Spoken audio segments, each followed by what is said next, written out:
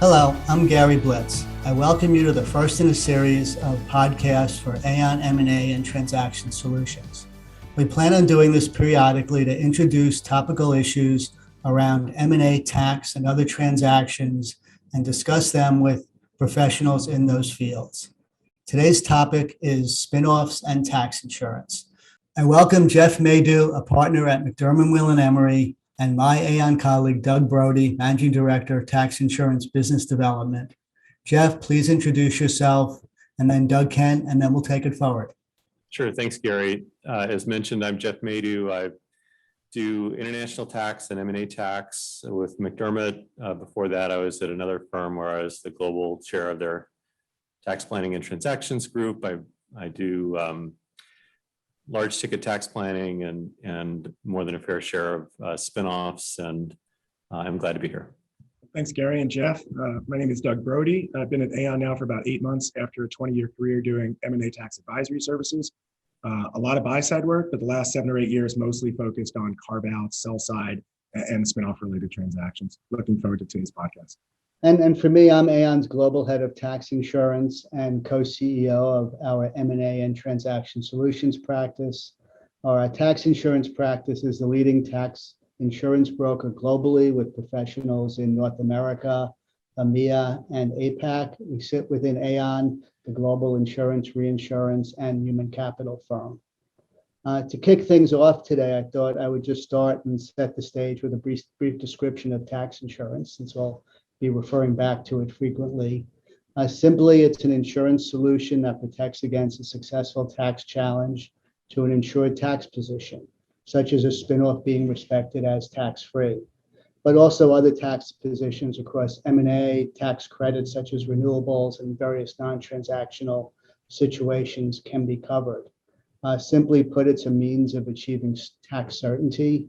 If the IRS or the tax authority involved successfully challenges a position, the insurers will pay the additional tax, interest, and penalties, the cost of defending that position, and a gross up for tax on the insurance payment. Let me start with Jeff. Jeff, can you explain why tax insurance would be needed in a spinoff? Can companies simply get a ruling? Yeah, that's a great question. 2 parts to it. Yes, you can, for a significant number of spinoff transactions, get a ruling in theory. The practice part of that, though, is that the ruling process itself can be quite arduous and can take 6, 9, or more months to complete. That may not line up with your client's timeline. Then there's no assurance going into the ruling process that you'll get it. So on occasion, not all that frequent, but on occasion, transactions get bounced out of the ruling process and then need to proceed anyway. The other part to that is, and we'll dig in on this some more, I know, is that the ruling itself doesn't completely de-risk a transaction. It relies on representations that themselves need to be tested. And there are some very significant areas of spinoff transactions, requirements that simply are no rule areas. The service has declined to give a ruling on some major sub-issues that are building block components to concluding that a spin is tax-free either at the shareholder level or at the corporate level or both. And Jeff, just to add to that, right? I think when you apply for a letter ruling, you're generally required to disclose all transactions that are related to the spinoff, and that can open up a Pandora's box of issues that may be unrelated to the spin in the taxpayer's eyes, but ultimately related in the IRS's eyes. And so often there's a question of whether you're willing to put forth the entire transaction in front of the IRS in a ruling process. Yeah, absolutely. There may be a lot of trade-offs to weigh in terms of going in for disclosure. It may be that the most tax efficient way to do your spin is not something that you think the service is going to be willing to rule on. And then you need to consider whether to do a spin on an opinion, which is much more common within the last 10 years or so than it was when I started practicing tax. Even large public spins are now done on opinions on occasion. And yet opinions themselves raise some of these same issues about whether in fact all of the potential tax risks are covered, because opinions, like rulings, and they're modeled after rulings, are heavily dependent on reps as well. So Doug, maybe you can comment on how tax insurance fits into this and why it's important for companies to achieve that tax certainty. Yeah, absolutely. Having seen it from the advisory side and now seeing it on the insurance side, what I find is that spinoffs are an area with very little discrete, clear guidance. There are revenue rulings, revenue procedures, notices, IRS policies, case law, and otherwise, in addition to the statute and regulations. But what it does is the patchwork of guidance here leaves taxpayers feeling confused and unsure.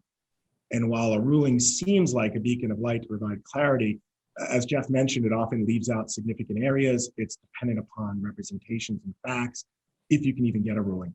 And so what I feel is that while a ruling may be possible and could be sought, where appropriate, that where tax insurance plays is in those areas of doubt where the IRS policy may not fully align with general principles of tax law or even applicable tax law.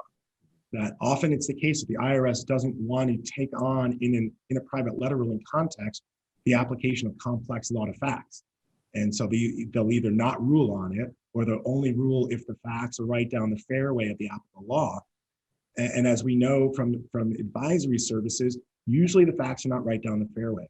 And so what I'm finding is that insurance solutions are most commonly going to be sought and going to be efficient where the facts are, on the golf course, if you will, but not right down the fairway. And there's an advantage to being able to tailor a very bespoke solution to a very narrow issue that you're facing on your spinoff. And often the transaction itself is one that's involves larger potential tax liability if things don't go the way you want them to than about anything else you do, because you can end up subjecting the distributing corporation to tax plus your public shareholders can get taxed. And that's why boards get very interested in extracting the most amount of risk out of a transaction as possible. And even with a letter ruling, with respect to no rule areas, tax advisors will sometimes say there's a halo effect once you get the ruling that, well, even if you don't get a special ruling on business purpose or device or some of the other no rule areas, it can get challenged at exam. And my experience has been that actually does happen on occasion, much to the dismay of people who got the ruling. I mean, what's the purpose of getting a ruling if you might still get questions, at least from exam? And those are two examples that we hear all the time, business purpose and device. And Doug, how do the insurers look at those issues? Do they carve them out or will they cover them? No, quite the opposite, Gary. I think the insurance markets are uniquely positioned to address the subjective nature of business purpose and the balancing of device and non-device factors to draw a conclusion in these no rule areas of spinoff transactions. I do think advisors play a considerable role in the underwriting process, demonstrating why the non-device factors outweigh the device factors, showing why the business purposes selected meet the IRS's criteria. But ultimately, the certainty that can be drawn through the insurance process is going to be stronger in the taxpayer's mind than a no rule from the IRS or an opinion of advisors. I think business purpose especially is one where management and the board can get a lot of comfort to knowing that there are other approaches to pull out risk. The business purpose discussion with any CEO or CFO is very well, Doug, it can feel a little bit tortured because they know very well what a good business reason is, and their motive is to exercise their fiduciary duty and increase shareholder value, and that should be the end of the story from their perspective. But when you try to map that onto the rarefied air of what is a qualifying business purpose for a spin, it's a little bit less of a clean connection. And so knowing that you've got extra support behind you can only help. Yeah, along those lines, Jeff, I think what I've seen is that if you're trying to do something that's been done before, it's going to be much easier to do it again, right? So if your business purpose is one that the IRS has seen, maybe it's in Appendix A of RFROC 9630, then they've seen it, they've sort of blessed it, and you're off to the races. But when your business purpose or business purposes are a bit more unique or complex or ones that they haven't seen, think about going back to when we had a dot-com bubble and brick and mortar stores were trying to spin off, their online presence. That was something the IRS simply hadn't seen before. So whether it's does a taxpayer have two good separate active trades or businesses, or do they have a good business purpose? Those were things the IRS hadn't seen, and they were very uncomfortable issuing those rulings early on. And I think the insurance markets don't carry that taint with them. And they can look just simply at the law and the facts in existence at the time of the transaction and not be burdened by some of the same issues that the IRS feels burdened by. That's a great point, Doug. I mean, one of the most common tried and true business purposes is to achieve a better fit and focus. But unfortunately, that comes with some baggage. You need to be able to demonstrate in a pretty robust way that your distributing company and your SpinCo are in fact separate afterwards. Right. And that may require, the service may require some unrealistic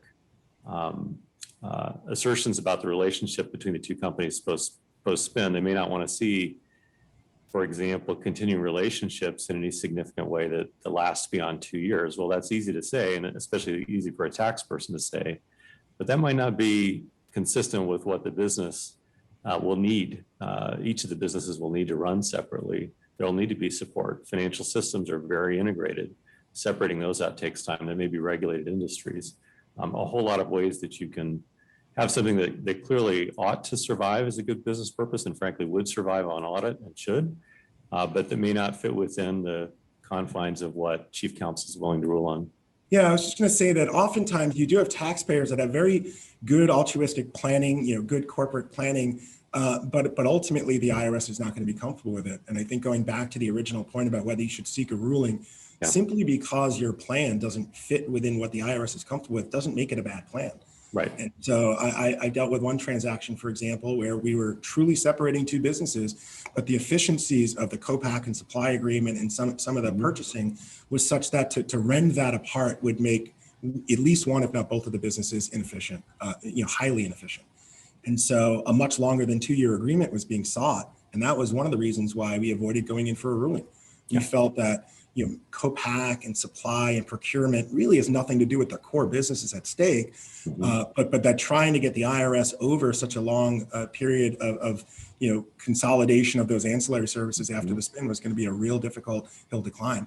And so I think those types of considerations should be weighed when deciding whether to go for a ruling, but then also whether to seek insurance to shore up some of the doubt that might exist in the absence of a ruling. This may be a good time just to talk a little bit about their underwriting and how that fits in with the world of opinions. Doug, maybe comment on how insurers look at opinions. Do they require them? Do they rely on them? Those sorts of issues. Yeah, so I guess there's a couple of different levels of that, right? So your insurance broker, the Aons of the world, we're not going to necessarily rely on the opinions that are provided, but we are going to help position clients in the best light in front of the insurers that are going to be going through the underwriting process. So there is a bit of independent evaluation just to make sure that the client is well positioned to approach the underwriting process. But then once the underwriting process begins, there is a completely independent review of the opinion. So, we get asked questions about, is a will going to be viewed differently than a should or more likely than not in the underwriting process? And the answer is it depends, right? We don't fully control the underwriting process.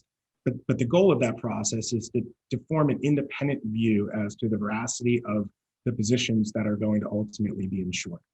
And so, the underwriter may not issue a separate opinion, although that is possible, but they are going to form their view as to the veracity of the opinion that was provided. And just going back to your question, Gary, not all transactions lend themselves to an opinion before the underwriting process, but because spinoffs are so inherently complex and the opinions take months to draft, typically speaking, you would expect that by the time a taxpayer is approaching an insurance solution, either for the spinoff itself or for one or more issues, that there's some documentation. It may be short of a final opinion, but it's going to be enough for the underwriters to begin their process, and they may require the opinion to be finalized before the underwriting process ends, but each case is going to be case by case. Yeah, I'll just add to that what the insurers are looking for typically is a roadmap so they can do their independent diligence. They do not seek to rely on it from the context of liability. They're not looking to sue advisors. And they don't necessarily require a formal opinion, but it makes the process much more efficient to have that roadmap and give the insurers advisors something to efficiently underwrite against. Yeah, in this context, though, I think because the auditor often is going to require an opinion to audit a spinoff, that you will see an opinion drafted, but in many of the areas of transactions through which we seek insurance solutions for our clients, it's not quite the case, whether it's a debt equity issue or a repat or something else, maybe a full-blown opinion is beyond the scope of what's needed for underwriting. Yeah, that's exactly where I was going to go to, Doug, which is that with spinoffs, you can pretty much rest assured that the attest firm is going to the auditor is going to want to see the opinion that's produced, which in turn means that your concerns about breaking attorney-client privilege are not concerns.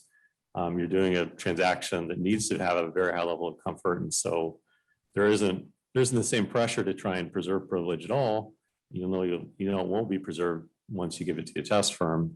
And so giving it to an underwriter is no harm, no foul as well. That won't be the case in all areas, but in other areas, even you have attorney work product, different protections, document protections that aren't so dependent on preserving the communication only between the attorney and the client. And then there are, and that's what we have found too, that the work product privilege, does protect work product given to advisor to brokers and insurers, but there also are practical means that we see taken through the underwriting process to just limit disclosure until you have a very interested underwriter at the table. That's enough nerding out on spins, and let me ask some more general questions. And I'll ask this to Doug first, but Jeff, please jump in. Are there other areas where the IRS no ruling policy is keeping things from getting done, and you think tax insurance might help? Yeah, so one a little bit outside of M&A, but one that I've seen pretty significantly recently is in the VEBA area, the voluntary employee benefits agreement area. So you have a very strong incentive for the government to allow for companies to provide in a tax efficient way capital to support the retirement and health benefits needs of their employees. But as these plans often become overfunded due to either employees coming out of the benefits plan, but the money staying in, or the benefits plans just simply being overfunded due to an appreciation of the assets in the plan, the IRS in 2015 ended ruling practice there and created a no rule area about reallocating excess funds out of a VEBA.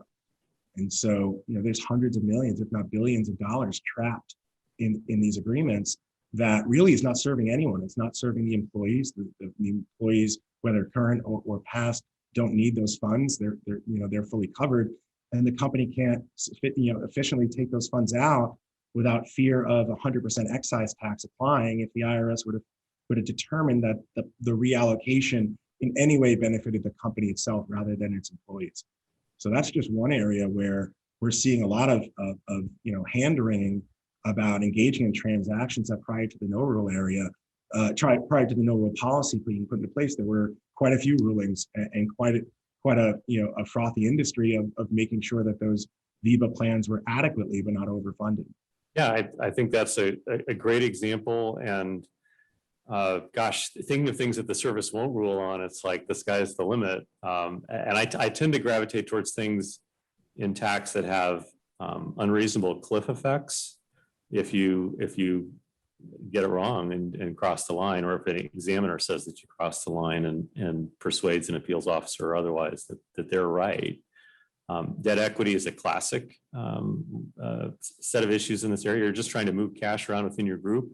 You want to do it via a loan, but just structurally getting a will level of comfort on a debt equity question, not typically something you're going to get from a tax opinion writer, and you certainly can't get a ruling from the service. The reality of tax, and to the exclusion of many other areas of policy, there's very little incentive for the government to make the law very clear. Because as soon as it's very clear, then taxpayers can understand where the line is and can decide whether to cross it or not. And so it's just a field that's inherently always in flux and always in doubt intentionally. And so I think that, not just the subject of spinoffs in this matter, but creating order out of this chaos is a key component to advisory work and insurance work. It's not facilitating transactions that shouldn't otherwise be executed. It's being able to execute transactions in a very uncertain world that is always going to be intentionally uncertain, by the very nature of U.S. tax policy. And I think that tees up very nicely a great topic to end on. It's the upcoming tax reform. We're still digesting the last one, but what are you expecting to see out of that in terms of new areas of uncertainty and places where insurance may step in? Jeff, I'll start with you. Yeah, well, we've no shortage of uncertainty. I think we're likely to see Reform 2.0 at some point this year, but it's likely to come in late in Q4, and it's going to ruin everyone's Christmas and holidays and New Year's. We're likely to see corporate rates go up. We're likely to see the international regime get a whole lot more punitive with country by country GILTI provisions, and both of those changes together create a lot of uncertainty for taxpayers who want to engage in year-end transactions, purchases, sales, or even internal restructuring. So we'll have a window period where folks may have an educated guess as to what the law is going to be, but they won't actually know maybe until late December. And looking into that, I think we can predict with some degree of confidence that the taxpayers will, in anticipation of particularly the rate change, the corporate rate change, will want to engage in some year-end transactions like prepayments, other items to accelerate income into the last low rate year, or defer deductions until 2022. And those transactions, no doubt, will carry with them their own measure of uncertainty, both legislative risk in terms of whether we have retroactive legislation to date of first committee action, for example, and just implementation risk. Will a prepayment be respected as such?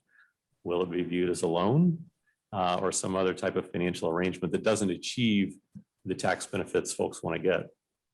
A lot of what you're citing, we saw in the last round of tax reform, the acceleration of transactions in a variety of ways, whether that was internal CFC planning in advance of law changing, or whether it was rate planning as well.